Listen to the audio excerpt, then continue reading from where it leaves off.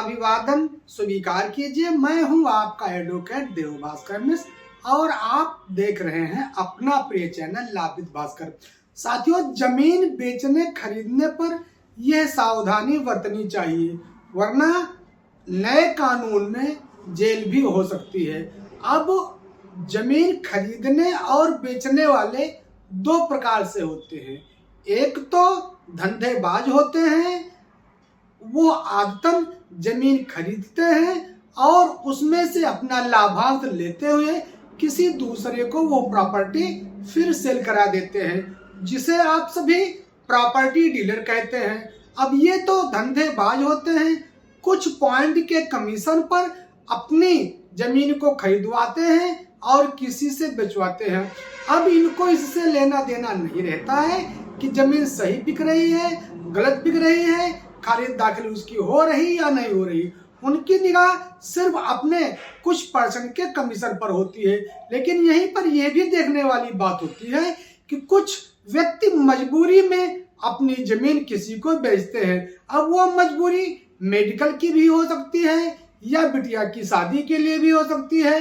अगर मेडिकल में 10-5 लाख रुपए की जरूरत है या शादी में 10-5 लाख रुपए की जरूरत है और उस व्यक्ति के पास आय का कोई साधन नहीं है और उसके पास पुश्तैनी जमीन 20-25 बीघा है, तो वो ये सोचता है कि हम उसी में से 1-2 बीघा को बेचकर अपने जरूरतों को पूरा करेंगे। वो चाहे हम अपनी बिटिया की शादी अच्छे घरानों में कर देंगे या जो भी मेरे घर में बीमार है हम उसकी दवा इलाज अच्छे से कर देंगे और सभी लोग खुशहाल रहेंगे।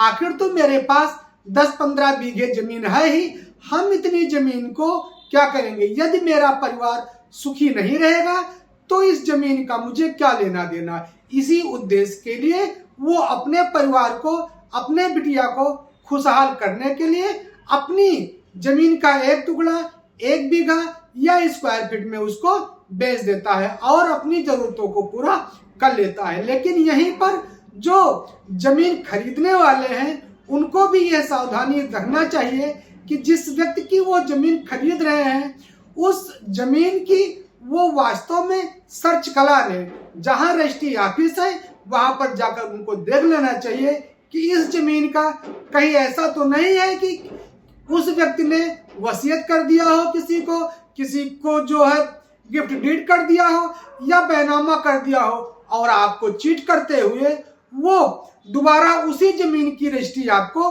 कर रहा हो। यदि वो ऐसा करता है तो नए कानून जो BENS है उसमें उसको निश्चित तौर पे जेल जाना पड़ेगा।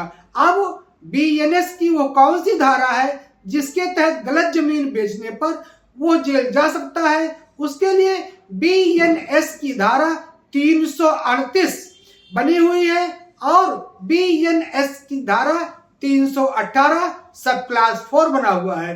318 सब क्लास 4 में उसको 7 साल की सजा होगी और 338 में उसको आजीवन कारावास की सजा हो जाएगी यदि किसी व्यक्ति ने गलत जमीन बेचा है। जो भी व्यक्ति जमीन बेच रहे हैं उनको ये सावधानी रखनी चाहिए कि जो जमीन का गाटा नंबर है उसी गाटे नंबर की चौहद्दी को दर्शाते हुए जमीन बेचे। नंबर 1 सावधानी तो ये रखना चाहिए। दूसरी सावधानी ये रखना चाहिए उनको कि जो भी गाटे की जमीन वो बेच रहे हैं, जितने रुपए में बेच रहे हैं, जिसको बेच रहे हैं उस व्यक्ति को ले जाकर उस जमीन पर कब्जा दिलवा दे। उसके बाद उससे संपूर्ण धन पैसा प्राप्त कर ले, तत्पश्चात वो अपनी रजिस्ट्री जाकर कर दे। तीसरी सावधानी उनको ये रखना चाहिए कि खुद भी ये जांच परख रखना चाहिए कि कहीं ऐसा तो नहीं है कि मैं इस गाटे की भविष्य में पहले कभी इसको किसी को दान कर दिया है या किसी को इसको जो है गिफ्ट कर दिया है या मैंने भूलवश किसी को बेच ही दिया है और वो व्यक्ति खारिज दाखिल नहीं करा है। तो ऐसी स्थिति में उसको भी यह सावधानी बरतनी चाहिए। नहीं तो यदि जमीन खरीदार यह सब गलतियां पाता है तो वो आपके ऊपर FIR थाने में जाकर दर्ज करा सकता है कि फला व्यक्ति ने दूसरी जमीन का रजिस्ट्री मुझे दोबारा कर दिया है जबकि इस जमीन का इस व्यक्ति ने एक बार इसको बेच दिया है। तो ऐसी स्थिति में जमीन जो विक्रेता है वो मुश्किल में फंस जाएगा और उसको मुकदमे का सहारा, मुकदमे से सामना उसको करना पड़ेगा। अब उसके लिए बीएनएस की जो धारा बनी है 318 सब क्लास 4, उसका उसे सामना करना पड़ेगा। जो बीएनएस की धारा 329 बनी है उसके लिए उसे सामना करना पड़ेगा। तो ऐसी स्थिति में यह सब गलती नहीं करना चाहिए। जमीन बेचने के लिए क्या क्या सावधानी होनी चाहिए इसको हम आइए पॉइंट वाइज बता देते हैं। जमीन की खरीद फरोख्त करने में कौन सी सावधानी बरते, तो सर्वप्रथम तो यह सावधानी बरतनी चाहिए कि जमीन की एक ही बार रजिस्ट्री करनी चाहिए। यह व्यवस्था विक्रेता पर लागू होती है, नंबर 1। दूसरी बात यह सावधानी बरतनी चाहिए कि जमीन को एरिया से अधिक ना बेचे, यह भी विक्रेता के ऊपर ही लागू होती है। तीसरी बात यह लागू होना चाहिए कि दूसरे गाटे नंबर की जमीन को बेचकर चौहद्दी किसी दूसरे गाटे की न लिखाएं, ये भी बातें विक्रेता के ऊपर ही लागू होती है। और सबसे इंपॉर्टेंट बात यह लागू होती है कि जो विक्रेता है को अपना सारा पैसा लेते हुए, उसको कब्जा दिलाते हुए ही जमीन को बेचना चाहिए, जिससे निकट भविष्य में कोई भी उस जमीन पर विवाद ना उत्पन्न हो और वो व्यक्ति पैसा लेकर जिस उद्देश्य के लिए उसने जमीन बेचा है उस उद्देश्य की वो पूर्ति करे।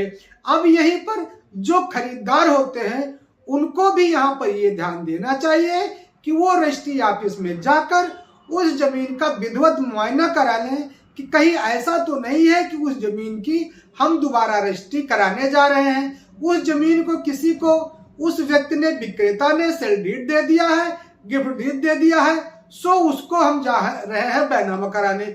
इस सावधानी को भी क्रेता को सावधानी करना चाहिए। क्रेता को यह भी सावधानी करना चाहिए कि सबसे पहले जिस जमीन को वो खरीदने जा रहा है उस जमीन पर जाकर अपना कब्जा कर ले, अपना खूंटा खंभा या दीवार बना ले और 2-4 लोग जिससे ये जान जाएं कि इस जमीन को फलाना व्यक्ति खरीद रहा है।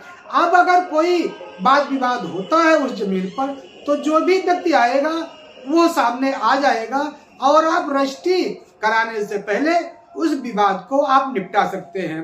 अन्यथा की स्थिति में क्रेता और विक्रेता दोनों आपस में लड़ते हुए रह जाएंगे और जमीन पर पता चला कि किसी दूसरे व्यक्ति का तो 12 साल से कब्जा है, 20 साल से कब्जा है, तो फिर आपको कब्जा हटवाने के लिए फिर सिविल कोर्ट का सहारा लेना पड़ेगा। ऐसी स्थिति से बचे। विक्रेता को जमीन एक बार बेचनी चाहिए, विक्रेता को उसी गाटे की चौहद्दी लिखाना चाहिए जिसकी वो जमीन बेच रहा है। विक्रेता को कब्जा देने के बाद, पैसा प्राप्त करने के बाद ही जमीन बेचना चाहिए। यहीं पर क्रेता को यह सावधानी करना चाहिए कि पूरी सावधानी के साथ रजिस्ट्री ऑफिस में जाकर, तहसील में जाकर, सिविल कचहरी में जाकर पूरी छानबीन विधिवत करने के बाद ही जमीन की खरीद फरोख्त करना चाहिए।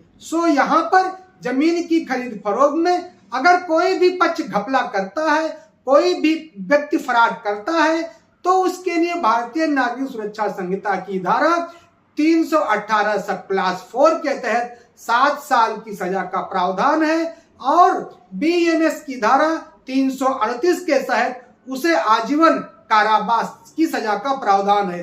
तो इन दोनों धाराओं से बचने के लिए जमीन खरीद फरोख्त करते समय पूर्ण सावधानी, विधिवत सावधानी, सजग रहते हुए ही जमीन खरीदना चाहिए। ये था आज का हमारा विषय। यदि विषय पसंद आया है तो हमारे चैनल लाभित भास्कर को सब्सक्राइब, शेयर करना ना भूलिएगा। मिलेंगे फिर आपके लिए नए टॉपिक को लेकर, तब तक के लिए प्रणाम, धन्यवाद।